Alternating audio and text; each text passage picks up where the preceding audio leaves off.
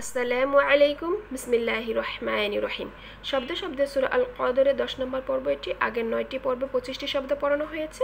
এই পর্বে আরও কিছু শব্দ পড়ব। 26 নম্বর শব্দ হচ্ছে মিন। মিন শব্দের অর্থ হতে বা থেকে। এখানে নুন সাকিনের পরে কাফ এসেছে। নুন সাকিন বা তানবিনের পরে যদি ইকফা হরফ 15টি, এই 15টি হরফের মধ্যে একটি হচ্ছে কাফ। নুন সাকিন বা তানবিনের পরে যদি এই ইকফা হরফের 15টি যে কোনো একটি আসে তাহলে গোপন করে গুণনা করতে হবে। বাংলায় অনেকটা 19 স্বরের মতো। আমি এখানে বাংলায় লিখে বুঝিয়েছি।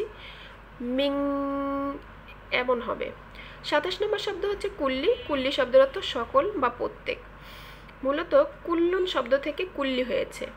কুল্লুন শব্দের অর্থ সকল জিনিস।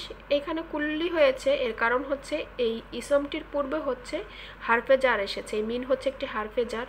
কোনো ইসমের পূর্বে যদি হারফে জার আসে সেক্ষেত্রে ওই ইসমের শেষে জের হয়ে যায়। 28 নম্বর শব্দ হচ্ছে আমরিন। আমরিন শব্দের অর্থ কাজের বা আদেশের। এখানে ওয়াকফের স্থান অর্থাৎ 4 নম্বর আয়াত এখানে শেষ হয়েছে, রয়ে সাকিন হয়ে যাবে।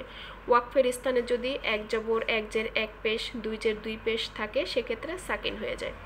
তাহলে এই শব্দগুলো এবং পূর্বের শব্দগুলোর সাথে যদি মিলিয়ে পড়ি, তানাজ্জালুল মালাইকাতু ওয়ার রূহু ফিহা বিইذনি রাব্বিহিম মিন কুল্লি আমর।